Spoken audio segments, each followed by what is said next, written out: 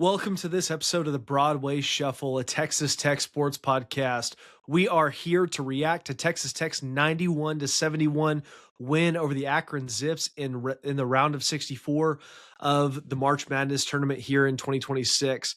Zyler, you said it before we started recording. It doesn't get much better than this. You win a March Madness game, you move on to the next round. What are your initial thoughts as we think about Texas Tech's victory over the Akron Zips here in the round of 64? Yeah, business-like. I think you made the most of some of the Akron mistakes, especially kind of there in the last 10 minutes of the game, really punished them as what I think was probably the inferior team, and it showed. You just made big plays. Your big players made big plays.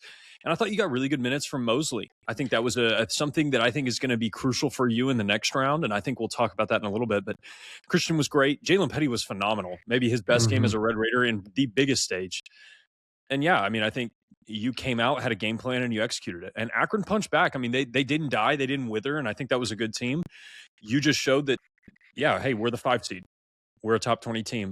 We usually win these games. And that's really all there was to it. Credit to the staff coming off a 3-game losing streak. Easy to kind of throw in the towel and not really think there's much left to play for. But they showed up, and excellent job. Yeah, it was great to watch, man. And, obviously you mentioned the 3-game losing streak. And I think a lot of people were maybe not. I don't think I wasn't nervous. I fully expected us to win this game. But I think when you do end the season that way, you just kind of wonder, where's this team at? What are they thinking? How are they going to react to the stage like they did? And, are they going to be the team we know they can be and that we know they have the potential to be? Or are they going to be the team that kind of finished the season? So excited to see that they were the Texas Tech Red Raiders, coached by Coach McCasland and the staff. And so excited about what this means for not only this team, winning today, but obviously looking forward to the winner of Alabama and Hofstra. Zyler, talk to me a little bit about, obviously you mentioned Jalen Petty. Talk to me about Watts, Brian, all these guys. What were your thoughts? Like, who would you say, obviously, I mean, Petty's the player of the game, but what would you say really stood out to you about his performance today? Yeah, the efficiency. And I thought, I mean, when you shoot 5 for 7 from the 3-point line with a lot of them being contested, that's going to be a really good game for you. The thing that was nice for me, Jalen doesn't always get a ton of assists. 4 assists for him is a really good number. Doubled up his turnovers. That was great. Kind of relieved some of the primary ball handling duties for Christian. And I think Jalen's really grown in that area. That's something that at the start of the year he wasn't great at. And then Watts, man, I know Watts is a whipping boy for a lot of people on our team. I actually thought you got a pretty decent Watts game. He's 6 for 7 from the field. 6 for 8 from the field, but 6 for 7 from the 2. Didn't make his free throws very well, but rebounded for you. It's the turnovers that kill you and some of that small stuff, but it's compared to what? And if you're playing Brian a lot of minutes instead of Watts, I just don't know that Brian gives you anything. Watts at least has the ability to give you something good. Brian's always going to give you something kind of meh. And so, tough game for Watts. I thought he was close to having a really, really good game. The turnovers just killed him, and then some of the fouls. But I know you may have a different opinion on that. I don't know. I don't know. Maybe it's just recency bias, but man, it just feels like it's a roller coaster. Like it just feels like you never know what you're going to get. And I think you would agree with that statement as well. Like you obviously can get really high highs with Watts, but you can also get really low lows, and fouling out with 9.5 minutes left in the game. I know you can make some arguments about, well, should that have been a foul? Should not. Still fouling out and putting yourself in the position that many times and then ultimately getting called for that with 9.5 minutes left. I'm just like, golly. And look, I know he had 14 points, but 4 turnovers. And, when you get into these really tight games, obviously today it was for a little bit and then you blew the door open at the end. But, what does that look like if you play Alabama next round? Like if they win, like what does that look like? And I don't know. It feels like that's within the range of outcomes for him more often than not. And I think that's where for me, I'm like, golly, it's frustrating to watch. And I'm sure I'm not the only one. Let us know in the comments what you think. And if you're here for the first time and you have not subscribed, make sure to hit that subscribe button. It really helps out the show. But man, it's just something that, I think about and watch, and I'm like, golly, I'm no basketball guru, bracketologist like you or Clayton, but man, it's one of those things for me that I'm like, consistency and stability, like what you get from Christian and what you got from JT, obviously not to that level, obviously. But when you look at Watts as a player, you're like, man, if you could just have a little bit more consistency, certainly what you could be as a player would reach another level, and what this team could do even could reach another level. Because I think when we started the season, we were kind of hoping he could reach the heights of Darion. Like obviously, what Certainly. Darion did last postseason is something remarkable and should be celebrated forever. But it's one of those things that he didn't quite live up to that. And so even with Darion's up and downs, you knew you could get the all time, not the all time performance, but the super high level performance with Watts. Maybe it's recency bias, but I just don't feel like you can get to that same level. And I think today, even with having an okay game, good game overall, kind of showed that as well. Yeah, I think you're right. It's the range of the volatility because I think there's ranges with all players, but like Christians can either have elite games or just like okay games. He very rarely has like, oh, that was a horrifying game. He's not always elite every game that he plays. Watts has a really high end upside, and the downside is just really, really low too. And that's the problem, which I think you point out is you really just don't know what you're going to get from game to game basis, and the consistency is really frustrating. But you need him, man. I mean, it's like you don't have anywhere else to turn. You've got to have Watson, so you've got to roll with it. But and I don't want to zero in on Watts. I thought you did an excellent job attacking a lot of the things that Akron was giving you defensively. Ton of stuff pick and roll with Mosley and with Watts, and I thought they finished well at the rim. Mosley particularly, I thought it was probably his best game as a Red Raider. So you got some good stuff from some guys that haven't been contributing for you throughout the regular season. I was impressed with that. Mosley's got to hit his free throws, but he was much better for you defensively. I think part of that is playing a less athletic team. That helps a little bit. But yeah, a good game overall. I don't want to just rag on Watts. I thought Christian was great. Didn't force the issue. You can see big time players sometimes get on the stage like this and they feel like they've got to do everything. They've got to make every pass, make every shot, and it's just let the game come to you. And I thought Christian did a great job of that. Yeah, I completely agree, and don't hear us, talking about Watts. And obviously, we had to talk about him, but it's not. We're rooting for him. We want him to do well, and we think he's a good player. But Zyler, you mentioned it was a great game, and just some numbers for you guys: 64% from the field, 55% from three. You out rebounded them, obviously, as you would have expected, 32-25, 17 assists to their 12, 9 steals to their 5, 5 blocks to their 4.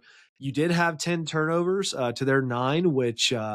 Turnovers again, man, they are so important, obviously always in basketball, but especially in the tournament because the margins do get smaller. And so as a whole, really excited about this team.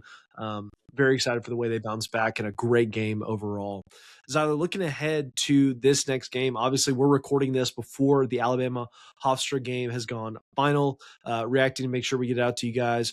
What are your thoughts now, just thinking about this team and what you saw today and what that could mean for the Red Raiders on Sunday? Yeah, I mean, you'll have a shot against Bama. Bama plays a lot of drop coverage, and you'll be able to get some threes off. The thing is, Bama's going to be a much better team than what you played this round. They're going to be able to shoot, make threes, get into the rim. LeBaron Philon might be the best player on the court if it's not Christian.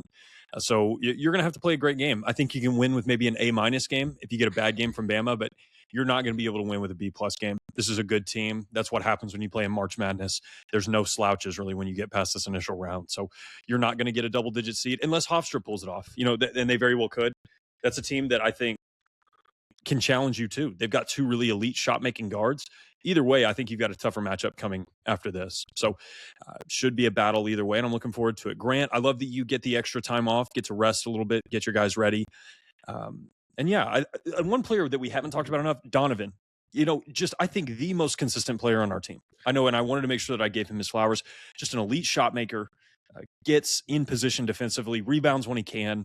I was really impressed with him, and he showed up again. And what he did all year, just give me the ball, and I will make 3-pointers. And that team did an excellent job of that. So, Conrad, what's been your favorite game of the tournament so far? If you couldn't pick Tech, what's been a good one for you? Oh man, I don't know. I mean, they're obviously the Kentucky Santa Clara. Was it Santa Clara? Yeah. Sorry, all these teams, man. That was a fantastic ending to that game. All timer. Sorry, go ahead. Oh no, yeah, all timer. Completely agree. Yeah. Like unbelievable game. I mean, I feel like that would be everybody's first one. There've been a lot of good games. I mean, I will say I was pretty surprised at the Wisconsin loss. I did not expect that coming. I did not expect Georgia to get blown out like they did. Do you think Sankey had something to do with them getting the seed they got? Like, what do you think? I don't know. I know you got some theories there, man. He's got his fingerprints all over this thing. He's working against me somehow and nefariously. So, but yeah, honestly, I wasn't surprised at that Georgia outcome. I think they play AAU ball, and St. Louis is just way more disciplined. So that one didn't surprise me as much. But I was disappointed Texas beat BYU. It's like I don't want to see the burnt orange in this tournament anymore. Get them out of here. But BYU couldn't pull it through, and I should have known better than to pick the Cougars. I thought the high point game was excellent, man. The 3-point shooting in that game was just unbelievable. Such a fun game to watch. And it's been a great tournament, man, so far. You've gotten a good dose of upsets. You've gotten some really close games. You've gotten some memorable shots. That's really all I'm looking for, man. Give me close games with 2 minutes left, and I'm going to be pretty happy with what we get on the floor. Zyler, I did get a text from a loyal listener of the show, really since day one, our friend Will Carpenter. And you know what he said? He said, I can't believe I let the Broadway Shuffle talk me into Ohio State. Do you have anything to say for that? No, I thought they should have had it. They had every opportunity to get that game, and I was disappointed in Bruce Thornton. That's a terrible way to go out. Maybe the lights were a little too bright. He could never turn the corner, and I thought he'd be able to against TCU's smaller guards, but credit to TCU. I thought they played a good game, and yeah, I was disappointed in that one too. It doesn't matter which game it is. Fade me in the first game. The first 8-9 or 7-10 that they throw off in the tournament, I'm going to pick the wrong one. It's just, it never fails. Yeah. Yeah, like a lot of people, I picked Ohio State, man. I was really, that was more of I did think they were going to win from a statistical standpoint, from analytics and just my gut. But as our listeners know, it's hard for me to pick the Horned Frogs. And so was bummed to see them go down. But I will say as well, there was a little bit of time where I was very scared about my champion, the Duke Blue Devils, potentially going out. They did not, but I was scared. I was scared. Only winning by 6 points. I think it was 71-65 against who did they play? Siena? I don't even know where Siena is. But man, that was close. If you cannot beat handily a team that's known, or an institution that's known primarily for their polling research in elections, you are not going to win the tournament. And so, unfortunately, I do not think the Duke Blue Devils will be cutting down the banners or cutting down the nets at the beginning of April. So tough for the Dukies. Tough for my bracket, but yeah, that was a fun game. Ton of fun to watch. Yeah. Well, it's been a great March Madness so far, and obviously Texas Tech will be advancing and is advancing to the round of 32, and we'll be playing either the Alabama Crimson Tide or the Hofstra. What is their mascot? I don't even know. Or the Running Lions. There's something. They're the Lions of some kind. Okay, that's bad. Well, yeah. So Texas Tech. Yeah, we don't even know their Hofstra Pride. Hofstra Pride. Yep. I don't even know what that's supposed to mean, but I don't know. All I care about is the Red Raiders moving on. Really excited to see what they do. Excited for Grant and the boys to get the rest and come back out on Sunday ready to go. And so we'll be excited to watch that game. But for Zyler Buchanan and Conrad Mills, we hope you enjoyed this episode of the Broadway Shuffle, and we will be reacting on Sunday, hopefully, to a Texas Tech Red Raiders victory and advancing to the Sweet 16. We'll see. Enjoy the tournament, and we'll see you guys next time on the Broadway Shuffle. Thanks, Conrad. Appreciate it. He makes the catch. He's going all the way. 20, 15,